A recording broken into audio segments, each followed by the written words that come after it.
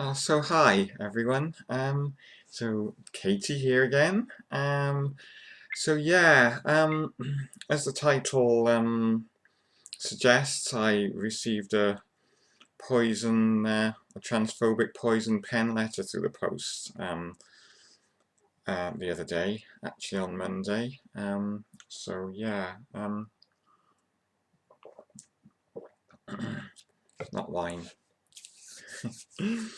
So yeah, I came home from work on Monday and there was a letter waiting for me. So I opened it up and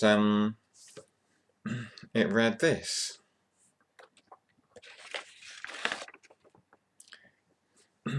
David was my dear friend at school.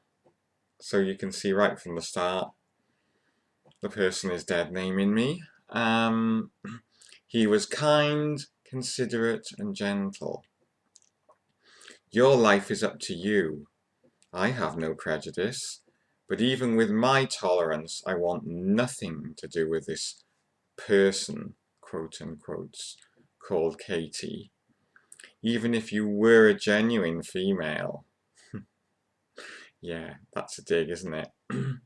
You have become the sort of person I'd avoid. Shallow, selfish, and an internet exhibitionist. You've even blocked my husband on Facebook when he was trying to be friendly. The final straw. David wouldn't have been so rude and insulting. Our friendship is over. You will not be hearing from me again. And it's signed Emma, who was actually one of the people I knew at school. And she's put like a sort of postscript. I was fond of David like a brother. I don't want a friend like Katie. Well, yeah. It was a real shock actually to get that through the post. It's the last thing I was expecting. Now, this particular person, um, we haven't had contact for 3 years, and I've certainly never had any contact with her husband.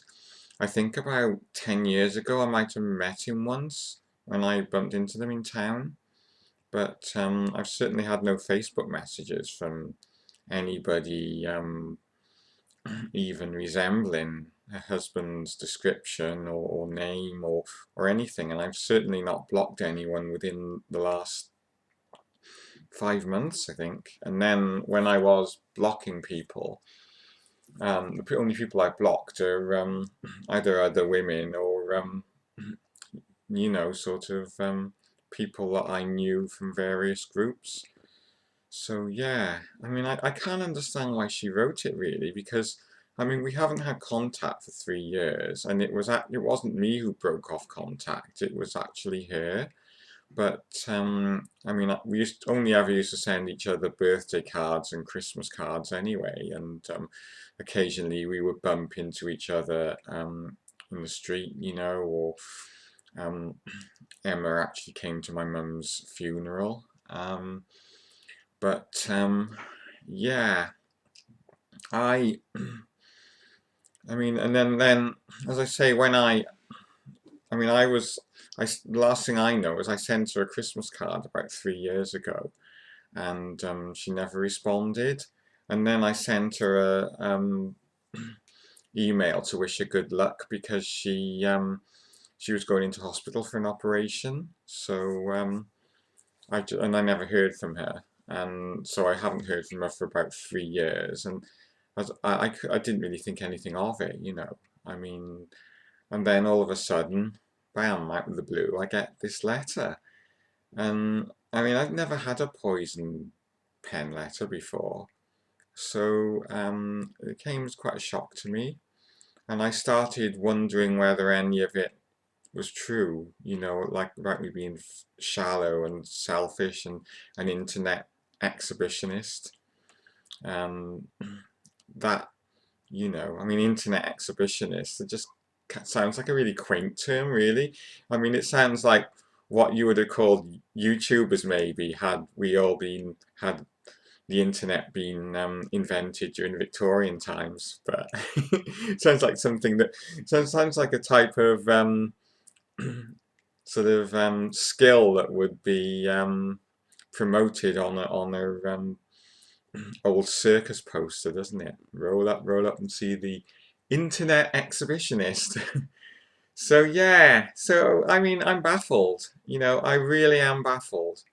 As I said, I don't know a husband, and I mean, and in most cases, the friction is when somebody's husband becomes friendly with their best friend, you know. So why she is kind of like castigating me for not, you know, for blocking him when he was only trying to be friendly.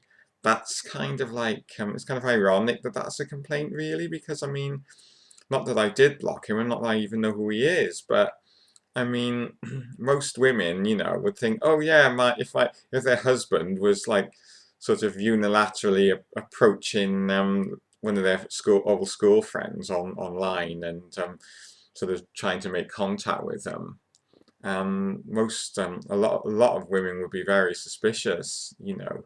So you'd think you'd be only too pleased that I'm not interested in a husband, you know. Um, yeah. So as I said, I'm baffled.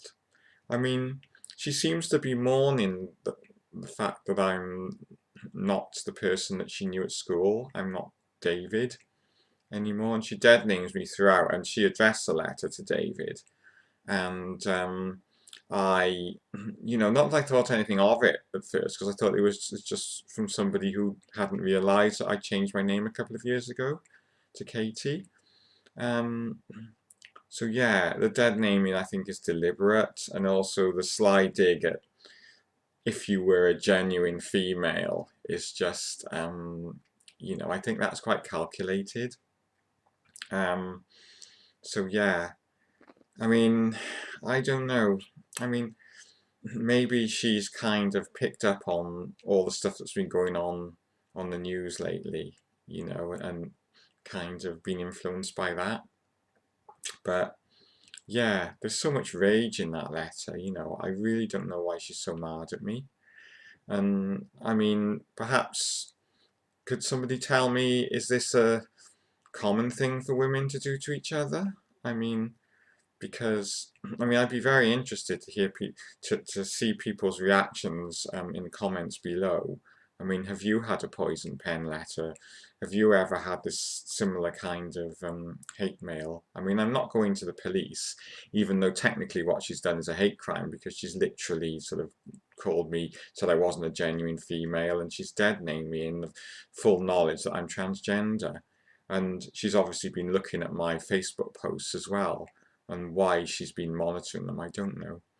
But yeah, I would like to hear people's views of this, you know, and please leave comments below, and thank you for watching my video. And without further ado, cheerio and have a lovely weekend. Bye.